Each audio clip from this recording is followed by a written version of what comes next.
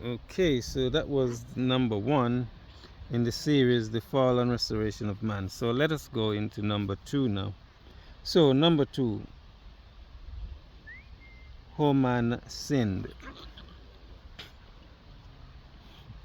Number 2, sin originated when Lucifer and his angel forsook their allegiance to God.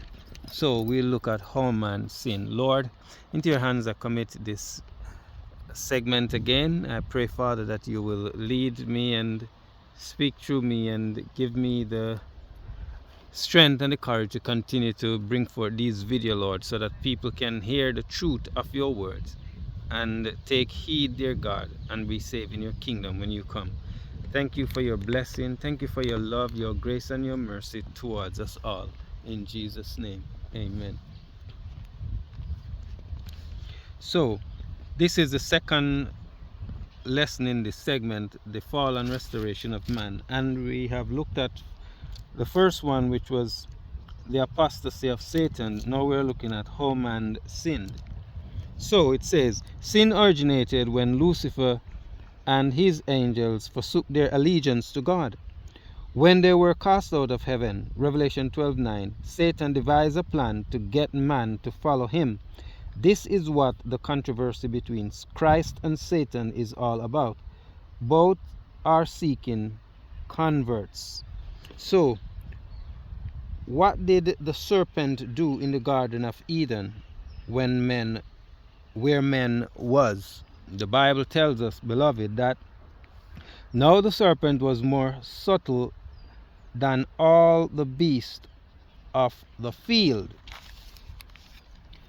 which the Lord God had made. And he said unto the woman, Yea, had God said, You shall not eat of every tree of the garden?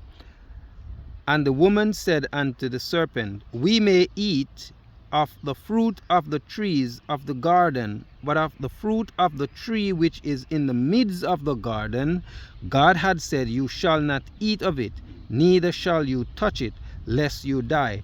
And the serpent said unto the woman, You shall not surely die.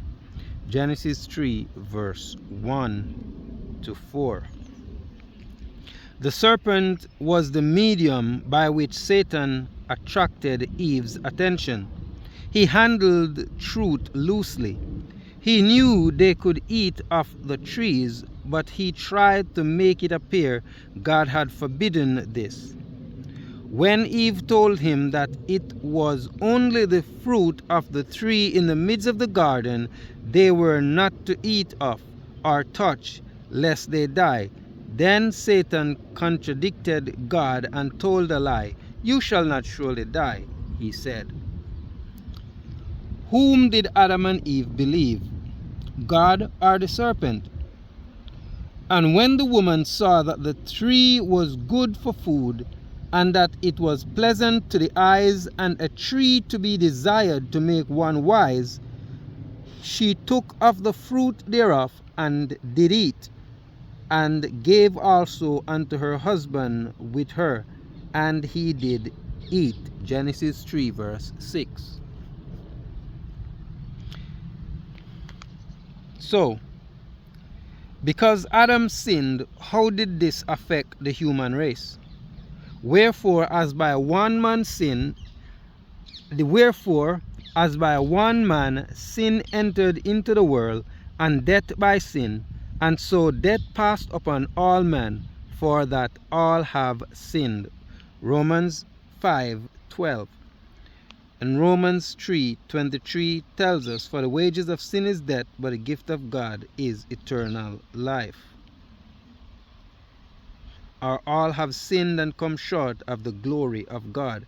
1 Corinthians 15:22 also gives us some more information. So, what is sin? The Bible tells us, Whosoever commits sin transgresseth also the law, for sin is the transgression of the law. 1 John 3, verse 4. God law helps us to know what sin is.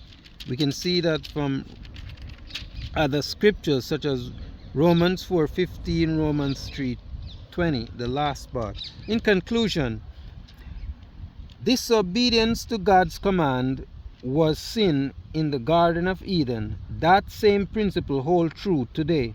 However, a person need to continue to disobey and sin.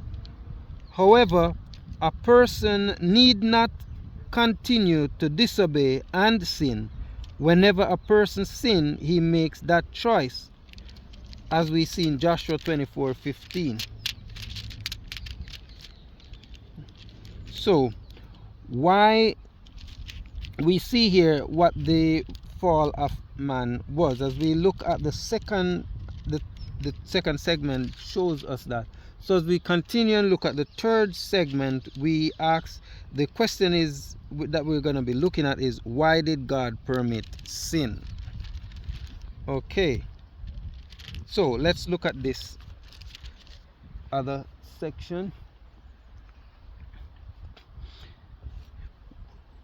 Lord, continue to guide us as we go into this lesson. Why did God permit sin?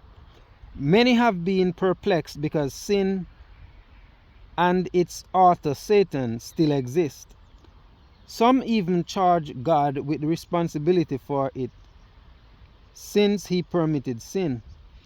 God is good, merciful, and all-powerful, but he is also love. Each created being was endowed with freedom of choice. God wants people to serve him because they choose to do so, and not because they cannot do otherwise. Why didn't God kill the devil when he first sinned and prevent sin from entering this world? God is love. 1 John 4:8. The government of God based on love. If God had destroyed Satan immediately, heavenly beings would have served him through fear. Free moral agents were given time to judge the nature of Satan's rebellion. Hebrews 2 verse 14 and John 3 verse 8. You can read that for further information.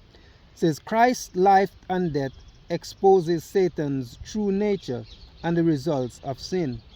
Thus, in the proper time, God will be able to destroy Satan and sin with the consent of the universe.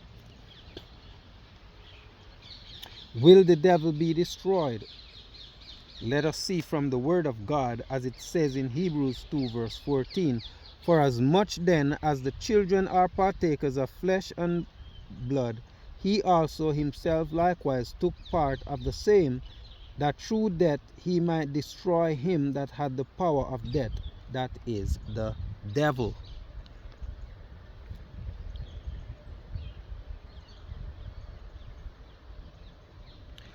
Since Christ has not yet returned, the time has not come for Satan's destruction. God is permitting Satan to run his course. He is allowing Satan to run his course. Furthermore, the destruction of the devil will not take place until everyone has had the opportunity to choose to accept Christ and live forever. Satan's destruction will take place before the earth is recreated, after the second coming of Jesus. Can we be successful in the battle against the devil? If so, how? So finally, my brethren, be strong in the Lord and in the power of his might. Put on the whole armor of God, that you may be able to stand against the wiles of the devil. So we see Ephesians 6:12-18, where the apostle talks about the necessity of putting on the entire armor of God. It is made up of 7 parts and is the assurance of victory. It consists of truth, righteousness, the gospel of peace, faith, salvation, the Bible, and prayer. How can we overcome the devil's temptation? The Bible tells us in Philippians 4:13, submit yourselves therefore to God. Resist the devil and he will flee. He will flee from you. James 4 verse 7. I can do all things through Christ who strengthens me. Philippians 4 verse 13. So we see here that you can live right even though the devil is constantly around to tempt. But how? You can be victorious by surrendering your will to Christ. Take courage. Christ was tempted in all points, yet he never sinned. There is victory over the devil by following the instruction found in Isaiah. Look unto me and be ye saved, all the ends of the earth, for I am God and there is none else. Isaiah 45:22. In conclusion, beloved, God's original purpose will one day be fulfilled. There will be a sinless world. God's hand has been placed upon the nations.